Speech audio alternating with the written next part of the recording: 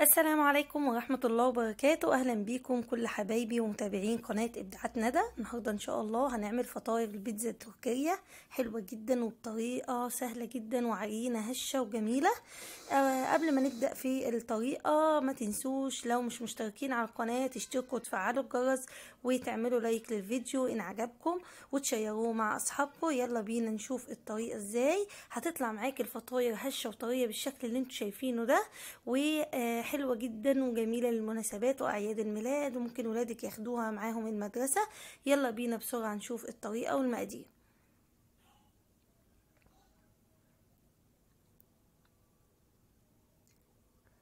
بحتاج عندي 4 كوبايات كبار من الدقيق او حوالي نص كيلو دقيق.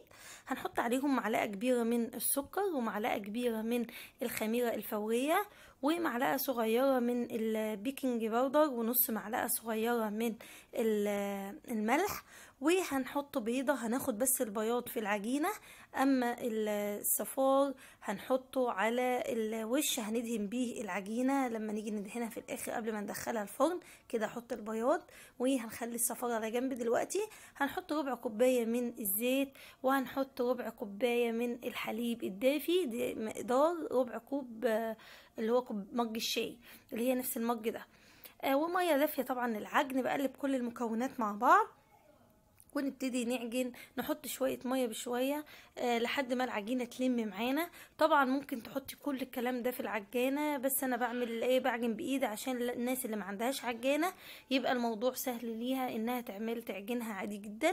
بنفضل نعجنها كأننا بنعجن بيتزا، نعجنها كويس جدا. وبعد ما المكونات كلها تمتزج مع بعض نروح جايبينها واخدينها على الرخامة ونفضل نعجن فيها كويس جدا. زي ما انتم شايفين هتبقى بتلزق في ايدك بالشكل ده، مفيش مشكله، افضلي اعجني فيها هتبصي تلاقيها خلاص لمت معاكي وما بقتش تلزق في ايدك خالص. هنعجن كويس وكل ما تعجني هتلاقيها لمت وبقت عجينه مطاطه معاكي وما بقتش تلزق في ايديكي. زي ما انتم شايفين كده انا بعجنها من جوه لبره.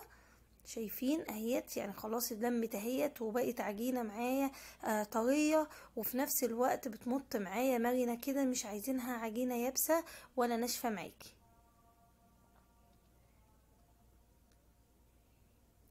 كده خلاص انا عجنتها كويس جدا اهو زي ما انتم شايفين اهي بتمط معايا وجميله وطريه وحلوه.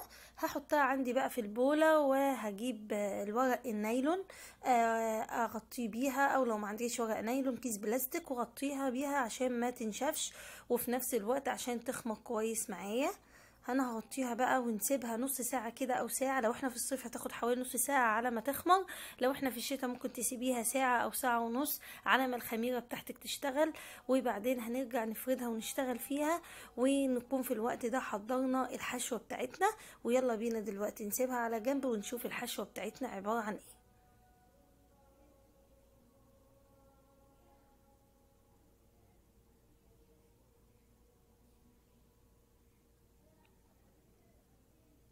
كده خلاص بعد ما خمرت عندي وتضاعف حجمها هنجيب بقى العجينة عندنا ونرش رشة دقيق كده ونبتدي نلفها عليها على الرخامة ونقطعها بحجم البيضة ونكورها كور صغيرة كده كأنك بتعملي قرص صغيرة او بتعملي كايزر كده، قطع صغيرة كده نعملها كلها نفس المقاس ونكورها كده. وبعدين نشوف بقى نحشيها ازاي. انا كده عملت نص المقدار.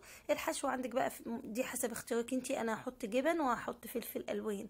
بجيب بقى اي كوبايه عندي وابتدي احطها في الدقيق واعمل اضغط على الكوره اللي عندي دي بحيث ان انا عايزه اعمل فتحه في النص او مكان في النص احط فيه الحشوه بتاعتي بالشكل اللي انتوا شايفينه ده. طبعا زي ما قلت بقى هجيب عندي بقى الصينيه او صينيه الفرن واحط فيها بتاعه الفطاير اللي عندي ديت وابتدي احشيها. طبعا الحشوه زي ما قلت انت اللي بتفضليه. انا هحط جبنه بيضه جبنه فيتا عشان يعني بتبقى الفطاير عندي مش دلعه، لان الفلفل الالوان حاساها تبقى دلعه قوي، فانا هحط معاها قطعه من الجبنه تديها طعم شويه. وهنبتدي نحط الفلفل الالوان بقى زي ما انت عايزه تحطي فلفل اخضر بس مفيش مشكله، المتوفر عندك في البيت. انا هحط هنا فلفل الوان، وهحط زيتون اسود، وهحط جبنه موتزاريلا اللي كانت بتشد معايا في الاول الفيديو. دي جبنه موتزاريلا هي اللي بتخليها تطلع بالشكل ده. طبعا زي ما قلنا اي حاجه متوفره عندك بتحطيها. وهنملى بقى كل الفطاير اللي عندنا ديت، وهنسيبها بقى ترتاح كده كمان نص ساعة، وندخلها الفرن سخن على درجة حرارة 200. بتعلي الفرن لما نخبز فطاير بنعلي الفرن بتاعنا. خلاص بقى هكمل انا كل الحاجات، كل الفطاير، وهجيب صفار البيضة عشان ندهن بيه الفطاير بتاعتنا.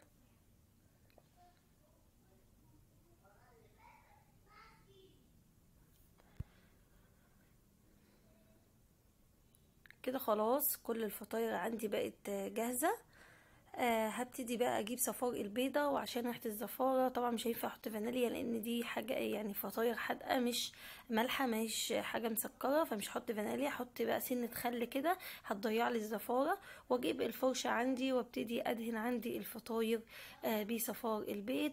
وممكن تحطي على وشها بقى سمسم، حبة البركة، تحطي كمون حب، تحطي بقى اي حاجة انت بتحبيها، ممكن تحطي سماق زي ما تحبي. وندخلها الفرن زي ما قلنا على درجة حرارة عالية، وهوريها لكم بعد ما تطلع هيبقى شكلها ازاي. هنا انا حطيت سمسم، وحطيت على بعض الفطاير حبة البركة، وبرضو ممكن احط نصها حبة البركة ونصها سمسم، هتبقى شكلها جميل برضو. ده بقى بيرجع لاختيارك وذوقك انتي. هوريها لكم بعد ما تطلع من الفرن هتبقى عاملة ازاي. ده شكل الفطاير عندي بعد ما طلعت من الفرن، شايفين هشة وطرية وجميلة جدا جدا، حلوة قوي. والعجينة يعني بجد بجد جميلة، والجبنة الموتزاريلا هي اللي بتمط معايا بالشكل ده. هتنفع حلوة جدا لأعياد الميلاد، وتنفع للولاد ياخدوها في اللانش بوكس، وتنفع